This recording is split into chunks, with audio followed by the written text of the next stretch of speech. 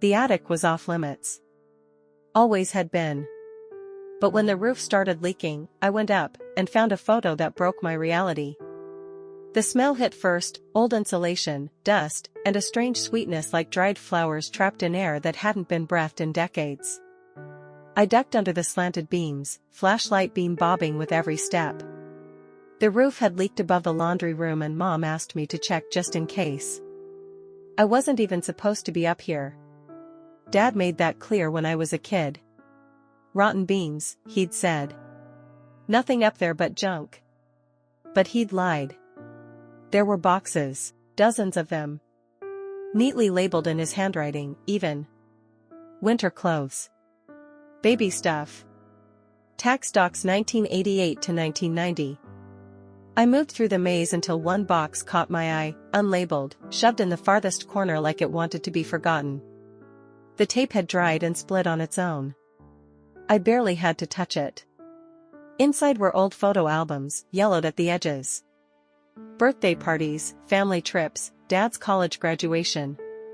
I smiled at a few, until I flipped one page too far. There it was.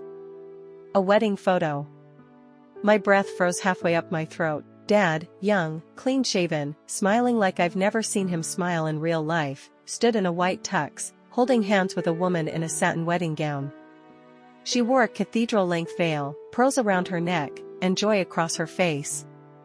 They were framed by an arch of lilies and fairy lights, dated July 17, 1989, in loopy silver calligraphy. But it wasn't my mother. Not even close. This woman had raven black hair, olive skin, and soft, rounded features. My mom, the woman who raised me, who now made vegan meatloaf on Mondays and folded my laundry without asking, is pale, thin-lipped, and strawberry blonde. At first I thought maybe it was a cousin's wedding. An old friend. But no, Dad was the groom. And that woman was the bride. I flipped the photo over. Written in faded blue ink, "To my forever, David. Love always, L." L? My mom's name is Rachel. The flashlight slipped a little in my hand. My heart was loud, louder than my thoughts. I rifled through the rest of the box, hands shaking. Every photo in that album told the same story. David Marin married a woman I had never seen before. They were at the beach. Cutting a cake. Sitting in a hospital room, holding hands. And then, nothing. No divorce papers. No obituary. Just silence. I sat there for what felt like hours, staring at the last photo in the album, the wedding shot. My dad looked so young. So certain. And that woman, L, her smile was haunting. The house creaked above me. A drop of water landed on my arm. Downstairs, I heard the front door open. "Kayla?" Mom's voice. "You up there?" I closed the album, put the box back exactly how I'd found it. And climbed down, heart full of questions that didn't know where to land. That night, I couldn't sleep. I stared at the photo I'd secretly taken on my phone. The date. The faces. The fact that I was born just 6 months later. And one impossible truth, that woman wasn't my mom. But my father, he married her. She stares at a 1989 wedding photo, the man is definitely her father. But the woman beside him? Not her mother. Someone else entirely. I ran the photo through Google Lens. Nothing. Reverse image search? Still nothing. Who was this woman who wore my mother's ring? I didn't sleep that night. I just stared at the photo on my phone, zooming in on every corner like the pixels might confess something if I stared long enough. The woman's veil had lace roses. Her nails were painted pale pink. And on her finger, the same silver-banded diamond solitaire my mom still wears today. That detail hit harder than the rest. It wasn't just a look-alike ring. It was the ring. I'd seen the inside of it once when Mom let me borrow it for a family lineage school project. There was a tiny engraving, DM Plus or 1990. So why was it on a woman from 1989? And why was the bride's initial an L? I uploaded the photo to Google Lens. Then Yandex. Tinai. Reddit. Nothing. Like she didn't exist. I didn't know what I was hoping for. A name? An obituary? A scandalous Reddit thread? What I got was worse, silence. But silence is its own kind of answer. By noon the next day, I'd made a decision. I texted Uncle Ray. Me, hey, are you free today? I wanted to ask you something about Dad, old family stuff. Uncle Ray, sure, come by after 3. Everything okay? Me, I'm not sure. Uncle Ray lived alone in the house he inherited from their parents, wood-paneled walls, a fridge full of beer, and a couch that looked older than me. He hugged me with one arm, handed me a can of root beer, and sat across from me with his elbows on his knees. You look like your mom when you're mad, he said. Which one? I asked. His face froze. I pulled out my phone and held it up. Do you know who this is? He leaned forward. Squinted. And something, I swear to God, broke in his face. His hand trembled as he set down his drink. Where'd you get that? Attic. He didn't say anything. Not for a long time. Then he sighed. Long and dry, like someone letting go of 30 years. That box wasn't meant to be found, he said. So it's real? He nodded. Yeah. It's real. Who is she? He didn't look at me when he said it. Her name was Lila. Your dad's first wife. I swallowed. Before Mom? Way before. Why didn't anyone ever talk about her? His eyes stayed locked on the floor. She wasn't part of the picture anymore. David made it clear, we weren't to bring her up. Ever. I stared at him. You knew. This whole time, you knew he was married to someone else before Mom. She wasn't just someone else, he said quietly. They were serious. Fast. Married in 6 months. But something changed. He changed. Did she die? His lips pressed into a hard, colorless line. What happened to her? I asked. He shook his head. It's not my place to tell you that. I think it is now. He stood up, walked to the sink, and poured the rest of his drink down the drain. You weren't supposed to find that, he said. His voice sounded cracked. Like something had just started leaking from under years of concrete. She confronts her father's brother, who, after a long silence, mutters, you weren't supposed to find that. Uncle Ray's hands trembled as he poured whiskey. He said it like a confession, not an answer. He poured a new drink, this time not for casual sipping. 2 fingers of something brown and heavy. He didn't offer me any. Just stood there at the counter, shoulders hunched like a man on trial. She was different, he finally said. Lila had a light. People noticed her when she walked in the room. Even your dad. You mean he wasn't always like this? I asked. He laughed bitterly. No. He used to be softer. Smiled more. Before the law firm, before everything got big and complicated. And then what? Uncle Ray ran a hand through his thinning hair. Then he married her. Too fast.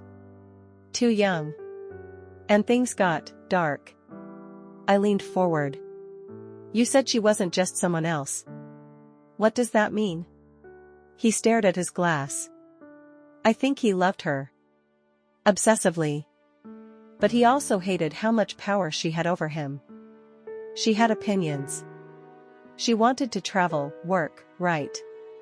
She didn't want to be a politician's wife. That didn't sit well with him. I felt something twist inside me. And then she died? He didn't answer. That silence again. Ray. My voice sharpened. Did she die or not? He finally looked at me. We were told she did. That there was an accident. Told? There was no funeral. Just a closed-door conversation. Your dad said she fell. Slipped in the bathroom. Said the autopsy would be private because of family wishes. I shook my head. That doesn't make any sense. I agreed. But I was young. Scared. And loyal. So you just let it go? He slammed the glass down. You think I didn't ask questions? I did. But your father, he has a way of making things disappear. People. Paperwork. Even doubt. And you never tried to find her? I did once, years later. But by then, everything about her had been erased. Like she never existed. My pulse pounded in my ears. I found a diary. In that attic box. He froze. Last page said, if anything happens to me, it wasn't an accident. It was him. He closed his eyes. For a long time. Then he said, Jesus. I need to know what happened to her, I said. All of it. He turned to face me. For the first time, really looked at me. Are you sure you want to know? Once you open that door, Kayla, you can't shut it again. I already opened it. He exhaled. Okay, then I'll tell you the only solid thing I know. He walked to an old file cabinet in the hallway. Fumbled through a few folders, then pulled out a creased envelope. Inside was a single Polaroid, aged and grainy, but unmistakable. A hospital room. A young woman, pale and thin, lying in bed, looking away from the camera. It was Lila. Where is this? I asked. I don't know. The photo came anonymously. No return address. I got it 6 months after she supposedly died. And you never showed anyone? What was I supposed to say? David would have buried me. He was already in deep with his political donors, the law firm. His life depended on that image of the perfect family. I held the photo carefully, like it might disintegrate. Do you still have the envelope? He nodded. Yeah. Why? If there's a postmark or stamp, I might be able to trace where it came from. He hesitated. You're really going to do this? I have to. He looked like he wanted to say more. But all he said was, then be careful. You're not just digging into the past, Kayla. You're digging into his. Uncle Ray reveals, your mom wasn't your dad's first wife, but that woman didn't disappear, she died. Or, that's what we were told. The date on the photo was 6 months before I was born. If this woman died, who really gave birth to me? The wedding photo was dated July 17, 1989. I was born February 3, 1990. Math was math. The math didn't lie, but someone else had. If Lila died shortly after her wedding, and my birth certificate listed Rachel as my mother, then either they married and divorced within months, or something far more disturbing had happened. I couldn't shake one thought: what if Rachel didn't give birth to me at all? At first, I told myself I was being paranoid. But the diary, the photo, Uncle Ray's half-answers, all pointed to a version of the past no one wanted me to see. So I ordered a DNA kit. It sat in my bathroom for 3 days before I had the courage to open it. I swabbed my cheek, sealed the envelope, and dropped it at the post office with trembling fingers. Then I waited. While I waited, I dug. I pulled up public marriage records, county clerk documents, obituaries, hospital archives. Most things were behind paywalls or redacted. But after 2 hours of searching, I found it, a scanned marriage license issued to David Marin and Lila Whitaker, dated July 1989, no divorce on record. Just, nothing. Like the marriage had been erased mid-sentence. I searched for a Rachel Marin next. My mom. There was a marriage certificate, all right. Dated August 1990, over a year after his marriage to Lila. My stomach flipped. So either Dad married Rachel while still married to Lila, or something happened to Lila first. Something no one reported. No legal trail. No closure. I printed everything and laid it out on the table: wedding photo, marriage certificates, the diary, the Polaroid from Uncle Ray. It was like a puzzle where every piece said, "You were never meant to exist like this." 3 days later, my phone buzzed. An email from the DNA testing company. "Your results are ready." I opened it, already knowing what it would say. But seeing it in writing still hit like a fist. Parental match, David Marin, 99.9%. Maternal match, no match. No match. Rachel Marin was not my biological mother. The silence in the house suddenly felt hostile. I walked into the kitchen where Rachel was folding laundry. She looked up and smiled. "How was work?" "I need to ask you something," I said. She looked at me. The smile faded. "I found a photo," I said. "Of Dad. At a wedding. With a woman named Lila." Her face didn't flinch, but her hands stopped moving. "I also found a diary. And a DNA test result." Still no reaction, just a long, blank stare. "Then, you took a DNA test? You're not my mother, are you?" She finally sat down. "No.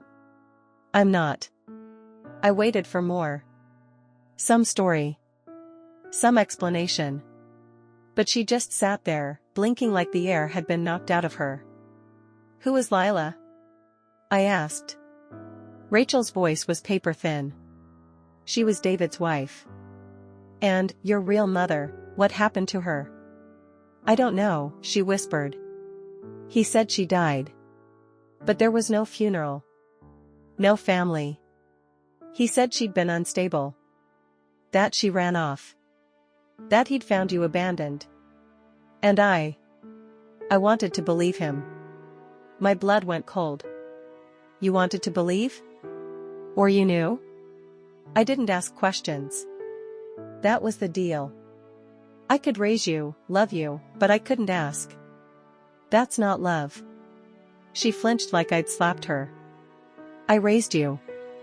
I gave you a home. You gave me a lie," I said.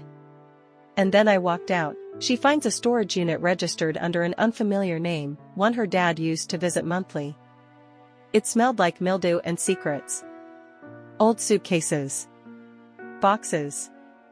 A wedding dress. A diary. The storage unit was tucked behind a half-abandoned strip mall on the edge of town, the kind of place no one notices unless you're looking for it. I wouldn't have known it existed if I hadn't gone through Dad's glove compartment during one of his out-of-town business trips. A tiny brass key, wrapped in a receipt from 2011. The name on the rental form, Daniel Whitaker, an alias. Whitaker was Lila's last name. I made up an excuse to borrow the car and drove out the next day. The manager didn't even look up when I slid the key across the desk. "Unit 113, he muttered. "Back row." Rows of rusted doors stretched like coffins under a gray sky. I found 113 and slipped in the key. The lock turned with a reluctant click. I opened the door. The scent hit first: mildew, metal, something sour beneath it all. I covered my mouth with my sleeve and stepped inside. The single bulb overhead flickered but held. Boxes lined the walls, stacked in careful towers. Everything was labeled in black marker. Lila, personal. Letters. DW, legal. Unsorted. The handwriting was his. My father's. I would have recognized that tidy, slanted script anywhere. He hadn't just kept her things. He'd curated them. My hand shook as I opened the first box labeled Lila, personal. Inside, a wedding dress in a sealed plastic cover. Yellowing lace. Dust clung to the edges like time itself was trying to erase her. Beneath it, a jewelry box. A stack of books. And a small leather-bound diary, identical to the one I'd found in the attic. This one was newer, dated 1990 to 1991. I opened it. The first entry was 2 months after I was born. March 12, 1990, I saw him today. He brought the baby. Said I could hold her for a few minutes, but only if I promised not to speak. She had my eyes. My skin. He called her Kayla. My knees buckled. I sat on the cold concrete, unable to breathe. April 5, 1990. He told me if I made noise, they'd say I was unstable. That I'd imagined everything. They have her now. And if I want her safe, I have to disappear. Each page tore at me. This wasn't a woman who ran away. This wasn't someone who abandoned her child. This was someone taken. I kept digging. The box labeled DW. Legal was full of legal pads, folders, shredded documents. Some of them were hospital forms. Psychiatric evaluations. But the signatures looked forged, or at least coached. Then I found a cassette tape. Labeled only, Ward 12, Session 4. A timestamp, May 1992. I didn't have a player. But I'd find one. I had to hear her voice. I boxed up the diary and tape and stepped out into the light, locking the unit behind me. I wasn't just chasing secrets anymore. I was holding them. Heavy. Paper-bound. Real. That night, I drove back home just before midnight. The house was dark. I slipped into my room, locked the door, and stared at the diary. She remembered me. She held me. She didn't leave. She was erased. And my father, the man who taught me to ride a bike, who cheered at my high school graduation, had kept her locked in a narrative of his own making. My phone buzzed. A text from Uncle Ray, "Be careful. You're not the first person who's asked questions about Lila. And the last one who did, well, they went quiet fast." End arrow cliffhanger, last diary entry from the unknown bride, "If anything happens to me, it wasn't an accident. It was him." Her handwriting was elegant. Her words, terrified. Someone was watching her. Controlling her. I couldn't stop reading. The diary entries blurred time. I wasn't in my room anymore, I was inside hers. Trapped in silence, watching the days pass behind locked doors and clipped freedoms. Lila's words weren't frantic. They were precise. Controlled. As if she knew someone might one day need them. June 8, 1990. He brings food now. Leaves it at the door like I'm contagious. I asked for a phone. He said they'd trace the call. He says I'm safest here. But I'm not safe. I'm forgotten. July 4, 1990. The firecrackers outside made the baby cry. I heard her through the wall, I swear I did. For a moment, I thought I was losing my mind. But I wasn't. She's near. He hasn't taken her far. August 3, 1990. They took me to a doctor again. Said I was disoriented. I said my name was Lila Marin. The nurse frowned. She said, "That's not what it says on your chart. My ID is gone. My name isn't mine anymore." That line stopped me. My name isn't mine anymore. I turned the page. September 1990. I saw the badge. One of the orderlies had a clipboard. It said Whitney Lake Wellness Center. Room 12, my room. That's where I am. If anyone finds this, that's where I was. I froze. Whitney Lake. I'd driven past that place my entire life, a private psychiatric hospital tucked off the interstate, surrounded by dense trees and whispers. I'd never had a reason to notice it. Until now. I flipped through the rest of the diary, looking for one thing, confirmation. It came near the end. January 1991. He stopped visiting. No more baby updates. No more threats. Just silence. Maybe he thinks I've given up. I haven't. If I forget who I am, he wins. So I write my name every night, Lila Whitaker Marin. I am real. I existed. I loved. I lost. I will be found. I set the book down, heart hammering. I opened my laptop, typed in Whitney Lake Wellness Center. The website was clinical, impersonal. No list of patients. No public records. But the contact number was active. I called. A woman picked up. Whitney Lake Intake Department. Hi, I said, trying to sound casual. I'm looking for information on a former patient. From the early 90s. Are you a legal representative or next of kin? I hesitated. I believe I might be her daughter. What's the patient's name? I took a gamble, Lila Whitaker. Or possibly under a false name. There was a pause. Then, please hold. I waited for 90 seconds that felt like an hour. Then she came back. I can't release any information over the phone. But we do have a long-term resident matching that original name on sealed records. If you'd like to schedule an in-person visitation, you'll need ID and proof of relation. My voice cracked. She's still there? I can't confirm or deny that. But, the record exists. I hung up. My vision blurred. Lila hadn't disappeared. She hadn't died, she'd been buried, alive, behind white walls and a stolen name. I stared at the diary again, the words now vibrating with urgency, I will be found. I was going to find her. Kayla confirms her biological mother may still be alive, institutionalized under a false identity at Whitney Lake for over 30 years. The final diary entry reads, "They'll never let me keep her." She described a birthmark. On her baby's left ankle. The exact shape I have, like a teardrop. I couldn't sleep. I barely blinked. The next morning, I sat on my bed with the second diary open across my knees, reading and rereading one entry until I could recite it by heart. December 24, 1990. I dreamt of her again. She had my eyes and David's mouth. A quiet baby. She used to wrap her fingers around mine like she never wanted to let go. She has a birthmark on her left ankle, shaped like a teardrop. That's how I'll know her, even when she's grown.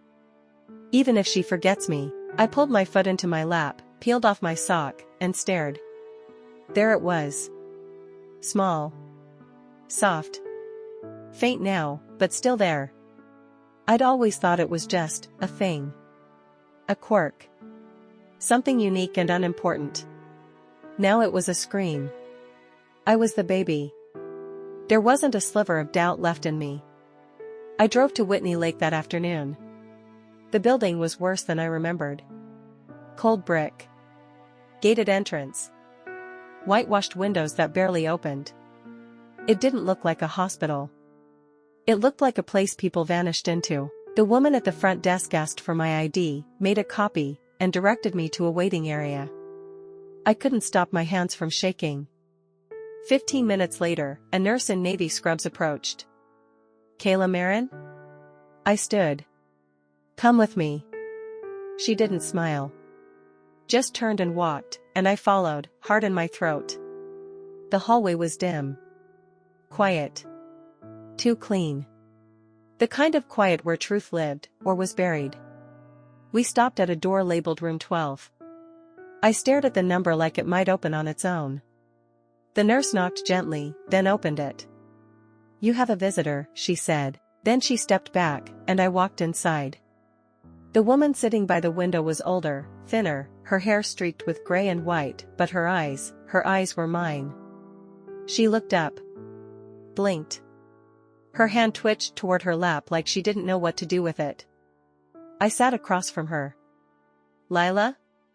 She flinched slightly. Then nodded. Slowly. I didn't know what to say. I wanted to cry. To scream. To hug her. But my body didn't move. Neither did hers. She studied me. Quietly. Her lips parted, then closed. "I used to dream about this," she said, finally. Her voice was soft.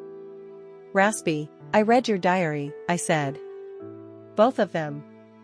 Her eyes filled with tears. "You know, then." "I know." I showed her my ankle. She reached out, hesitant. Her fingers brushed the skin like it might vanish. "That's you," she whispered. "My girl." My heart broke. And reassembled. And broke again. We talked for an hour. Maybe more. She told me how she tried to fight. How she told the doctors she'd been taken, but they labeled her delusional. How her identity was buried under medical codes and silent agreements. "How did they keep you here?" I asked. "Your father had power, friends in high places, money, and a story about a hysterical wife who'd run off after childbirth." She smiled bitterly. "The world's heard that story before. Easy to believe." I swallowed the bile rising in my throat. "And no one ever came for you?" I asked. "Just once," she said. "A woman. Maybe a nurse. I don't know." She asked strange questions. But 2 days later, she stopped coming. We both went quiet for a long time. Then she said, "I kept waiting for you to find me. I didn't even know you existed. But you came anyway," she said. "Something in you knew." Her father catches her reading the diary, and coldly says, "Where did you get that?" He said things no child should ever hear. About protection, about sacrifices, about what's best. He was sitting at the kitchen table when I walked in. The diary was in his hands. The one I'd hidden beneath my mattress. The one I'd sworn no one would find. He didn't look angry. Just still. Composed in that surgical way he always had when he was preparing a legal argument or an apology he didn't mean. "Where did you get this?" he asked. My mouth went dry. "Answer me, Kayla." "I found it," I said. "In the storage unit." "Yours." "Under Daniel Whitaker." He didn't flinch. Not even at the name. "Did you read it?" he asked. I nodded. "All of it?" "Yes." He closed the book slowly and placed it down like it was evidence in a trial. Then he leaned back in the chair and folded his hands. "Then I suppose there's no more pretending," he said. My knees felt weak, but I didn't sit. "She's alive." "I know. You put her there." He looked at me, like he was weighing how much truth I could handle. "I put her somewhere safe." I almost laughed. "You call that safe?" She was spiraling, Kayla. "You were a baby." She wasn't stable. She had delusions. She'd leave in the middle of the night, say people were following her. She believed things that weren't real. She believed you were trying to erase her. And you did. He stood now, voice rising, that politician tone he used in courtrooms and interviews. "You think you know the whole story because of a few torn-up journals? I did what I had to do. I saved you. I built a life for you. You stole me," I snapped. "From what? From a woman who was barely surviving? From chaos? You think she would have raised you better? Kept a roof over your head? Gave you stability? You think love is enough?" I took a step back. He was unraveling, not loudly, but precisely.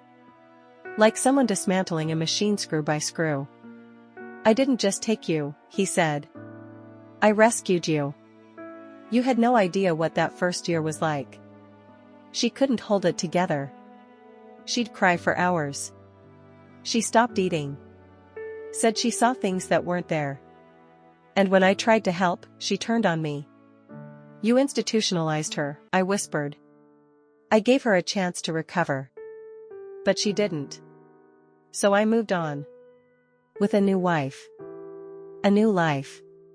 She knew the terms. She agreed. "She was coerced," I said. "You buried her under a false name." He didn't deny it. "That's not protection," I said. "That's control." He stepped closer. "And what do you think you're doing now, Kayla? Tearing your life apart for a ghost?" "She's not a ghost. She will be if you make this public." "You think anyone will care?" "They'll say she was crazy." "That you're confused." That this is just some emotional spiral after finding an old diary. I stared at him, really looked at him. This wasn't a father defending a mistake. This was a man protecting a system he'd built brick by brick. One lie at a time. You don't get to decide what I do next, I said. His eyes narrowed.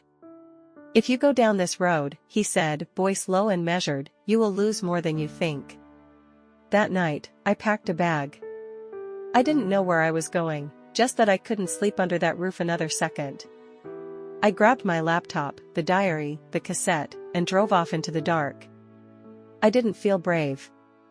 I felt broken. And furious. And clear. This wasn't just about uncovering the truth anymore.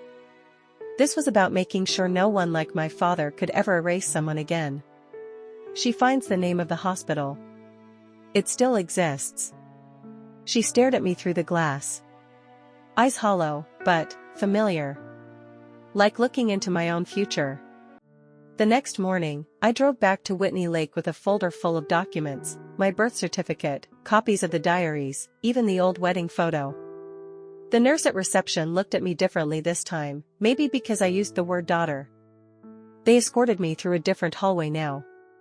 Deeper. Quieter. As if truth lived in the rooms farthest from the front. Room 12. The door had no nameplate. Just a small window, wired with mesh. I stepped forward and looked in. There she was, sitting by the window. A pale blue cardigan draped over her shoulders. Her hair, now streaked with white, fell in long, uneven strands. Her skin was lined, but not defeated. Then she looked up.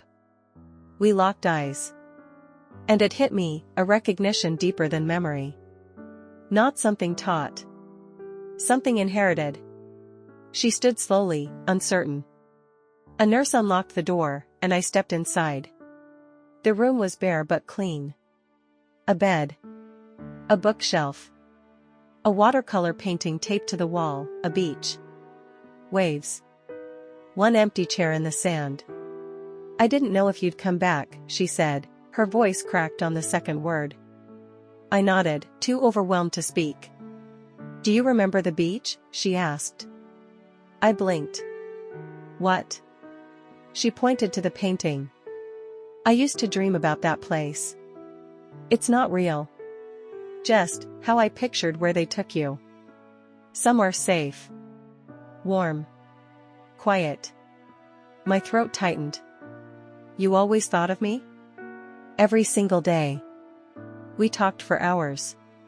She told me about her time with my father, how it had started with charm and ended with control. How her pregnancy had become a bargaining chip. How the night I was born, she overheard a phone call. He was arranging for her transfer before the ink had dried on my birth certificate. I never got to hold you for more than a minute, she said. He told them I was unstable. That I might hurt you. Did you try to fight it? She smiled faintly. I tried to scream it. But they called it delusion. And then they took my name. I told her everything I'd found, the DNA test, the storage unit, the diaries. She cried silently, her shoulders shaking, as I spoke. I was going to come sooner, I said. But I didn't know. She reached out and placed her hand over mine. You came, that's all that matters. Then she looked down. Can I see it? She asked. See what? She tapped her own ankle. The birthmark. I pulled up my pant leg. Her face crumpled. And then, she sobbed. Fully. Openly. 30 years of silence erupting into sound. You're real, she whispered. You're still mine.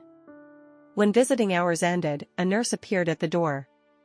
One more thing, Lila said. She reached under her mattress and pulled out a small, folded note. Give this to someone you trust. A lawyer, maybe. It's the name of the doctor who falsified my intake forms. He retired 10 years ago. But if anyone can prove what they did to me, it's him. I took it. Folded it gently. Slipped it into my coat. She walked me to the door. And just before I stepped out, she said, "Your father knows you found me. Be careful." The woman says her name, it matches the diary. "And then, you came back for me." Her memories were scattered. But she remembered the man who locked her away. She called him a monster in a suit. I stared at the note Lila had given me. The name was written in looping cursive, Dr. Malcolm Trent, Intake, 1990. Below it, a P.O. box. A phone number. No address. The next morning, I tracked him down. The number was disconnected, but after some digging through local property records and alumni newsletters, I found a mailing address just outside Albany. He was retired. 81. Living alone. I wrote him a letter. Told him who I was. Asked if he remembered a woman named Lila Whitaker. I sent copies of the hospital admission sheet and the diary excerpts. 1 week later, I received an envelope in return. Inside, a single sheet of paper. I remember her. I remember what was done. I am willing to speak, but not in writing. Too many eyes. If you come, come alone. MT. I borrowed a car and made the drive. Dr. Trent met me on his porch. Thin, frail, but sharp-eyed. He poured 2 cups of tea and said nothing until we were seated. Then, what they did to her was criminal. I leaned forward. "You knew?" I was told to process her under an emergency commitment, claimed she was a threat to herself and the child. Her husband brought affidavits, psychiatric notes already signed. But when I met her, she was lucid. Angry, yes. But not unstable. "Then why didn't you stop it?" His mouth twisted. I tried. 2 days later, I was transferred to another department. No explanation. "Did you keep any records?" He stood and returned with a faded folder. Inside, the original intake form. Lila's signature, scratched, not written. Next to it, a second form stamped revoked. Redacted lines everywhere, and on the top right corner, a handwritten note. "Make her disappear. She's not useful anymore. DM." My father's initials. It felt like the room tilted. "Here's what you need to understand," Dr. Trent said. "He didn't just erase her. He erased you." "What do you mean?" "She was never declared dead. There was no legal death certificate. Which means when he remarried and adopted you, those records had to be falsified." I stared at him. "So? I don't legally exist?" "Not under your current name, no. If anyone cross-checks the dates, the licenses, the DNA, the whole structure falls apart." I drove back in silence. For 30 years, I had lived a life built on documents, school IDs, medical insurance, driver's licenses. And now I knew they were all anchored in fiction. One discovery away from vanishing. That night, I told Rachel. She cried. Not in defense of herself, but out of shame. "I didn't know how deep it went," she whispered. "He made it sound like a clean transition, that she was gone, and you needed someone stable." "I don't blame you," I said, "but I can't be quiet anymore." "You'll destroy him." "Maybe. But he already destroyed her." End arrow cliffhanger, she asks for one proof, lift your left pant leg. The woman sees the same birthmark. Breaks down. County records are messy, but corruption leaves a paper trail. 2 marriage certificates. 1 faked signature. I drove to the county clerk's office like a woman walking into a minefield. I had one goal, find out how my father legally erased one wife and created another. The answer, I hoped, would be buried in marriage records, witness logs, and signatures no one expected me to compare. I filled out a request form at the desk. "Looking for a marriage license?" the clerk asked, chewing gum without looking up. "Yes," I said. "Actually, 2. I started with the 1989 certificate, David Marin and Lila Whitaker. It was real. Stamped. Signed. Witnessed by a judge and a woman named June Harper, listed as friend of bride. But when I asked for the 1990 marriage license, David Marin and Rachel Carter, that's when things started to shake. At first, the clerk said it wasn't digitized. I waited. She returned 20 minutes later, whispering like she'd found something strange. I pulled this from our physical archive. It's weird. She handed me the certificate. Different courthouse. Different handwriting, same officiant name, but the signature? Sloppy. Off-center. Not like the earlier one. I took a photo and thanked her. Back home, I compared the signatures. Lila's was clean, consistent, even under stress. Rachel's looked forged. The letters looped awkwardly. The R was jagged, unlike the ones on every birthday card she'd written me. I printed copies and sent them to a handwriting analyst I found through a legal blog. She emailed me back the next morning. The two documents do not appear to be signed by the same person. The Rachel Carter signature on the 1990 license is highly likely to be forged. That same day, I took another look at the witness name listed on the second license, Joseph Landry. No title. Just a signature. I Googled him. He was one of my father's old business partners. Former trustee of Whitney Lake Wellness Center. Suddenly, it all clicked. The hospital. The forged marriage. The falsified adoption. My father hadn't acted alone.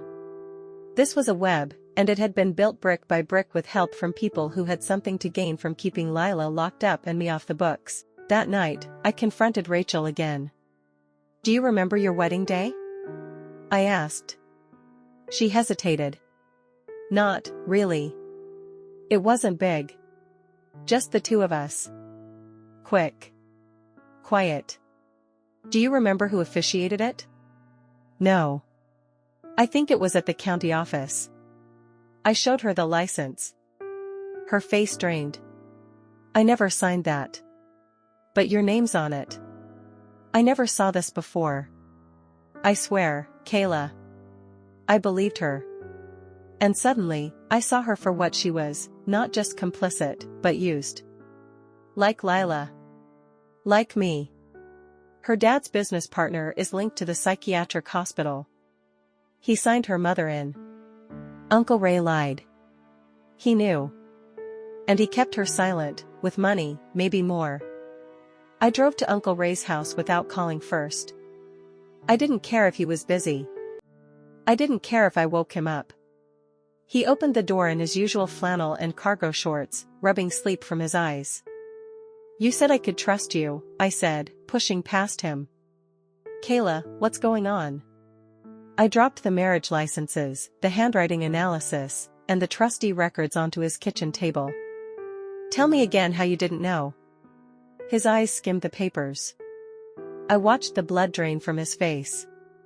"You lied," I said. "You said you thought she died. But you knew she was institutionalized. And now I know your name is on the hospital trustee list from 1990. He didn't deny it. He just walked to the cabinet and poured a shot of something dark. "I was young," he finally said. "And I was stupid. And I was in love with her too."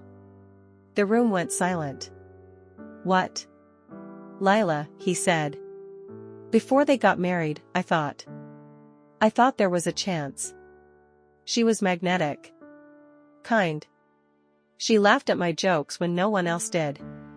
And then she chose him." He nodded. "I tried to be happy for them, but when things went bad, I thought, maybe I'd get another chance." When he said she was sick, I believed him. I even visited her once. She barely looked at me. But I convinced myself I was helping. "You helped cover it up." I thought he just needed time. To fix things. To grieve. I didn't know about the fake marriage. Not until years later. "But you didn't stop it either." "No," he said quietly. "I didn't. I felt something rupture inside me. Uncle Ray had been my safe person. The one adult who felt real. And now, he was just another part of the lie." "I loved her," he said again. I looked at him. "Then why didn't you save her?" He didn't have an answer.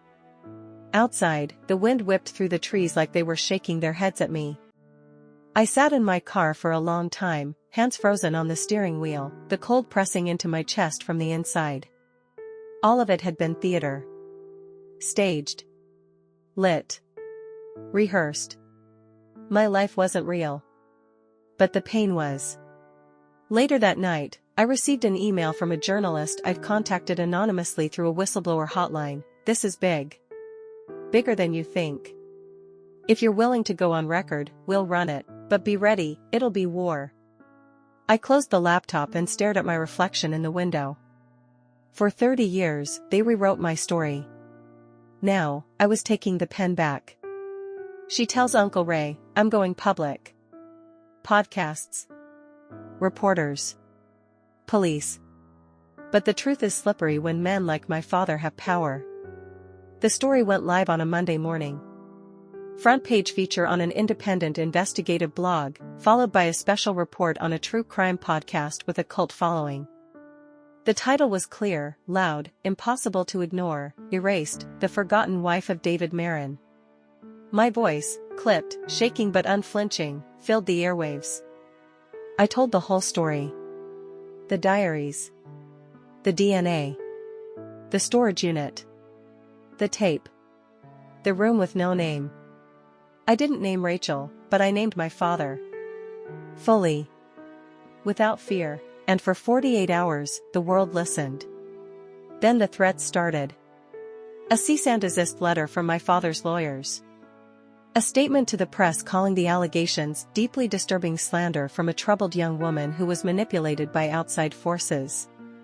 TV commentators called me a traumatized daughter chasing ghosts. I was doxxed. My inbox filled with messages, some supportive, most not. The worst came from him. A voicemail. Short. Cold. Precise. You've done damage that can't be undone, but if you want to stop this before it gets worse, for you, for your sister, now is your last chance. I hadn't thought about Jordan. My little sister. 14, smart, curious, still blissfully unaware of the tectonic war happening under her roof. He had custody. He had the power to cut me off from her completely. Or worse, turn her into a pawn. I drove to her school during lunch hour. Waited by the back fence until I saw her walking to the cafeteria. She spotted me. Her face lit up. Then dimmed when she saw my expression. Is it true? She asked before I said a word. I nodded. She leaned against the fence. He's freaking out. Are you okay? I think so. Mom's been crying a lot. You should know, I said, none of this is your fault. She was quiet. Then she said, I don't think I can believe anything anymore. That night, I met with the journalist again. She slid over a folder. Here's what's happening behind the curtain. Marin's law firm is circling the wagons. They've threatened legal action against the podcast and my site. He's calling in political favors. Can they shut it down? Not unless someone recants. I won't. She studied me. Good, because there's more. One of the psychiatric nurses from Whitney Lake just came forward. She remembered Lila. Remembered how the intake didn't feel right. She's willing to testify, but only if you take this to court. To court? You'll need guardianship rights. Medical access. And you'll need to press charges. I felt dizzy. I'd started this journey looking for a name. Now I was being asked to fight for a person's freedom. I called Rachel the next morning. Would you testify? I asked. She didn't hesitate. Yes. I need to be her legal guardian until we can get her case reopened. I'll support you. Whatever you need. For the first time, Rachel felt like a mother. Not the one who raised me in silence, but the one choosing to speak, finally. Her father threatens legal action, and full custody of her younger sister. She wasn't crazy, but the world let her be locked away like she was. For decades. The day before the court hearing, I sat across from Lila in a small room at Whitney Lake.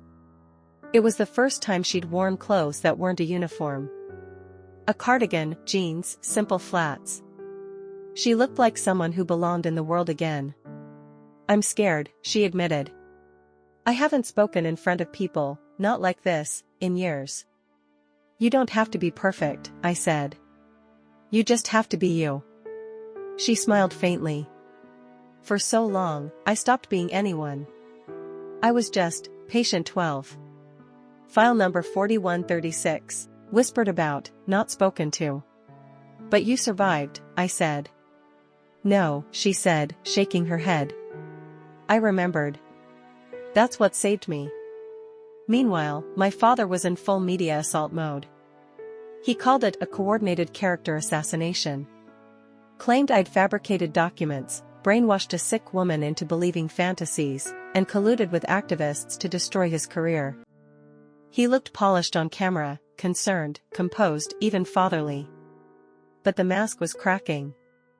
Especially when a former hospital nurse stepped forward, confirming the inconsistencies in Lila's intake, when another whistleblower admitted to forging court documents for a high-ranking family in 1990. The pieces were falling. But the outcome was far from certain. The night before the hearing, Jordan called me. He said, "If you don't drop this, I'll go live with Aunt Clara in New Jersey." My chest tightened. "You don't have to choose sides," I said. "I already have," she whispered. Silence. "Then, tell Lila," I said. "I'm glad she's back." Court was packed. Local media. True crime podcasters. Activists. Legal observers. Lila sat beside me, hands folded in her lap, breathing slow and steady. I could feel the weight of every year she'd lost clinging to her shoulders, and the fire beneath it. Her eyes locked on my father's. He wouldn't look away. The judge called the case, Lila Whitaker v. David Marin. Motion to restore legal identity, terminate involuntary institutionalization, and grant guardianship to Kayla Marin. We submitted the diaries, the marriage licenses, the testimony from the whistleblowers.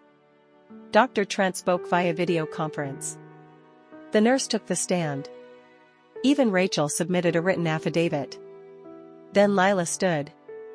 Her voice was soft but clear. "I was never unstable," she said. "I was inconvenient. And he buried me. Not with dirt. With silence." She looked at the judge. "I am not delusional. I am not a case file. I am a mother. A writer. A woman who remembers everything." I watched my father shrink beneath her words. His arguments were procedural. Hollow. Cold. He never once called me by name. The hearing ended with the judge reserving ruling until the morning. Lila and I walked out together. And for the first time, I didn't feel like someone uncovering a secret. I felt like someone rebuilding a legacy. Her mother has one final request: don't just expose him. End it. I framed it. Not as a memory. As a warning. The photo that broke a family, and built a truth.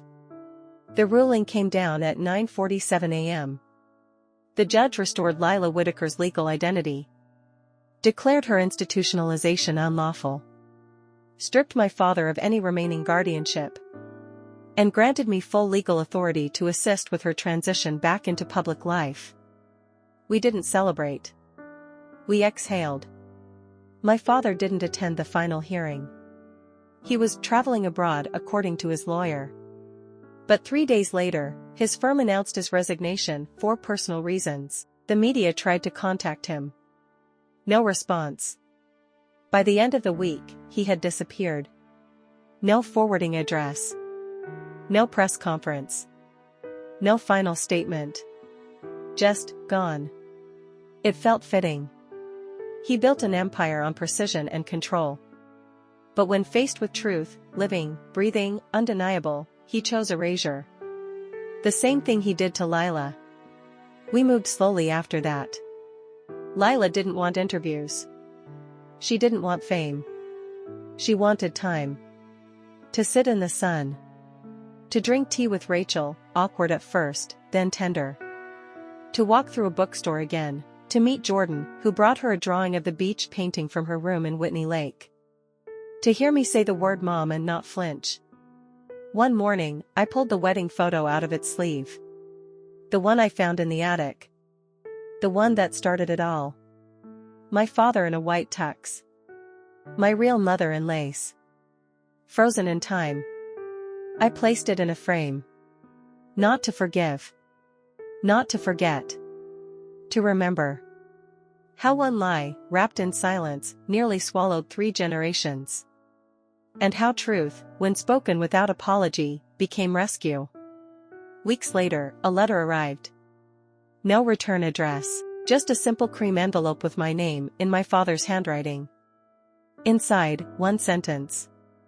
You always were the most dangerous kind of woman, the kind who asks why. No signature. Just that. I didn't show it to Lila. Or Rachel. Or Jordan. I burned it. Let the ashes scatter in the wind like all the secrets he tried to keep. We moved out of the old house. Too many ghosts in the walls. Got a small place near the coast. Nothing grand. Just real. Lila writes again, poetry mostly. Quiet, heartbreaking stuff that makes people weep without knowing why. Rachel teaches yoga now. Laughs more. I think she's healing too. And me? I tell stories. Not to hurt. Not to settle scores. But to name things. To give the forgotten a voice. To leave behind something harder to bury. The wedding photo still sits on my desk. The woman in the dress isn't a mystery anymore. She's my mother. And the man beside her? He's no longer my villain, just a shadow cast by a brighter light. She and her mother walk out of court hand in hand. But her father vanishes.